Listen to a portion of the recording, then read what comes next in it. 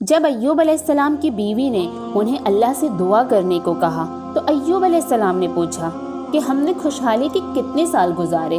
تو انہوں نے جواب دیا 80 سال۔ یہ سن کر ایوب علیہ السلام نے فرمایا مجھے شرم آتی ہے اللہ سے دعا کرتے ہوئے، کیونکہ جتنا عرصہ خوشحالی میں رہا ابھی اتنا عرصہ بیماری اور تنگ دستی میں نہیں گزرا، اس لیے میں ابھی یہ دعا نہیں کروں گا کہ اللہ مجھ کو شفا عطا کر دے یا میری اس حالت کو بدل دے جب تک 80 سال نہ گزر جائے۔ جس طرح میں نے ناز و نعمت میں 80 سال گزارے ہیں، اسی طرح میں 80 سال اس بیماری اور تنگ دستی میں صبر کرتا رہوں گا۔ یہ سن کر ایوب علیہ السلام کی بیوی مایوس ہو گئی، کیونکہ انہیں یقین تھا کہ اگر ایوب علیہ السلام اللہ سے دعا کر لے تو یہ آزمائش ختم ہو جائے گی۔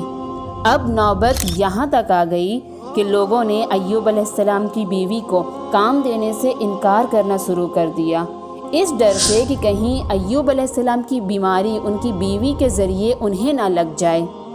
حالات اتنے خراب تھے کہ ایک دن ایوب علیہ السلام کی بیوی کو اپنے بال کاٹ کر بیچنے پڑے تاکہ انہیں گھر خرچ کے لیے کچھ پیسے مل جائے۔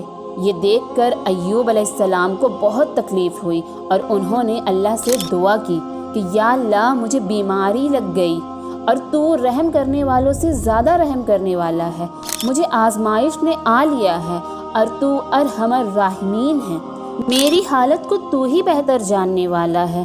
اللہ نے ان کی دعا فوراً قبول کر لی اور ان کی آزمائش ختم ہو گئی۔ پہلے بھی ایسے کتنے موقع آئے تھے کہ ایوب علیہ السلام دعا کر سکتے تھے، پر انہوں نے اپنی آزمائش پر صبر کیا۔ اسی لیے صبر کی مثال جب بھی دی جاتی ہے تو صبر ایوب کا ذکر ہوتا ہے۔ پھر اللہ نے ان سے فرمایا کہ اپنا پیر زمین پر مارو، یہ نہانے اور پینے کو ٹھنڈا پانی ہے۔ جب ایوب علیہ السلام نے اپنا پاؤں زمین پر مارا تو پانی کا چشمہ جاری ہو گیا۔